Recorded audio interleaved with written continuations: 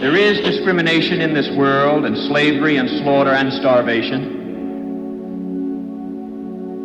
Governments repress their people. Millions are trapped in poverty, while the nation grows rich and wealth is lavished on armaments everywhere.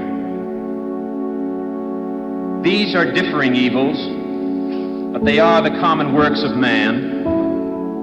They reflect the imperfection of human justice, the inadequacy of human compassion, our lack of sensibility towards the suffering of our fellows.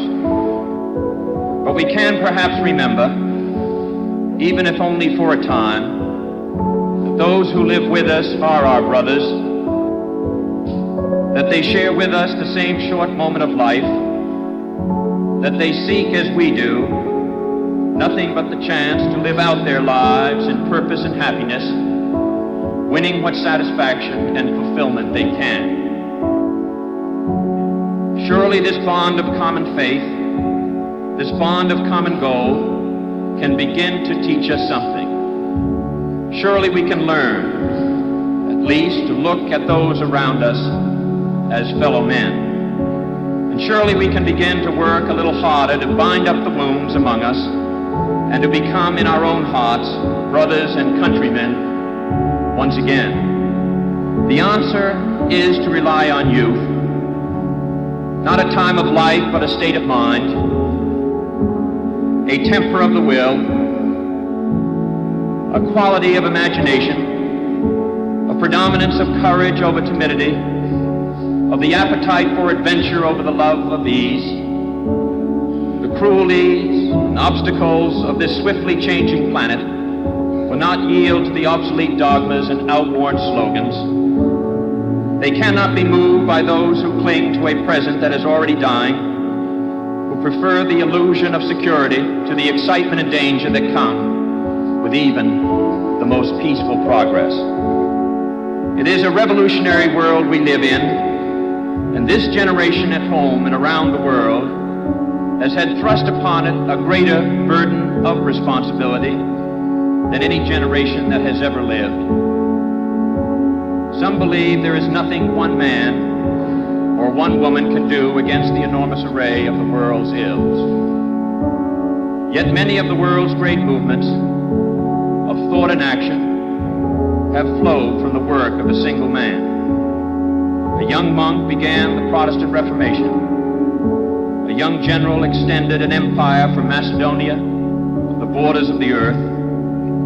A young woman reclaimed the territory of France. And it was a young Italian explorer who discovered the New World, and the 32-year-old Thomas Jefferson who proclaimed that all men are created equal. These men move the world, and so can we all. Few will have the greatness to bend history itself, but each of us can work to change a small portion of events, and in the total of all those acts will be written the history of this generation. Each time a man stands up for an ideal, or acts to improve the lot of others, or strikes out against injustice, he sends forth a tiny ripple of hope. And crossing each other from a million different centers of energy and daring, those ripples build a current that can sweep down the mightiest walls of oppression and resistance. Few are willing to brave the disapproval of their fellows, the censure of their colleagues, the wrath of their society. Moral courage is a rarer commodity than bravery in battle or great intelligence. Yet it is the one essential, vital quality for those who seek to change a world that yields most painfully to change. And I believe that in this generation, those with the courage to enter the moral conflict will find themselves with companions in every corner of the globe.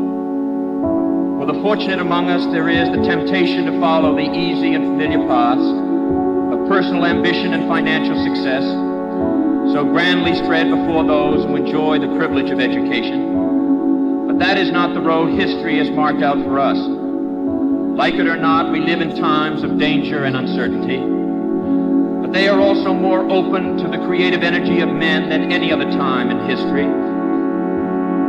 All of us will ultimately be judged, and as the years pass, we will surely judge ourselves on the effort we have contributed to building a new world society and the extent to which our ideals and goals have shaped that event.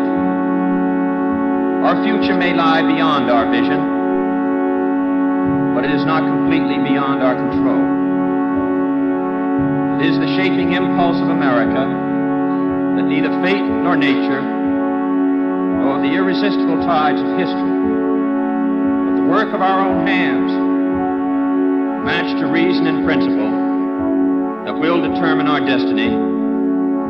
There is pride in that, even arrogance, but there is also experience and truth. In any event, it is the only way we can live. That is the way he lived. That is what he leaves us. My brother need not be idealized or enlarged in death beyond what he was in life. To be remembered simply as a good and decent man who saw wrong and tried to right it, saw suffering and tried to heal it, saw war and tried to stop it. Those of us who loved him and who take him to his rest today pray that what he was to us, what he wished for others, will someday come to pass for all the world. As he said many times in many parts of this nation, to those he touched and who sought to touch him. Some men see things as they are and say, why?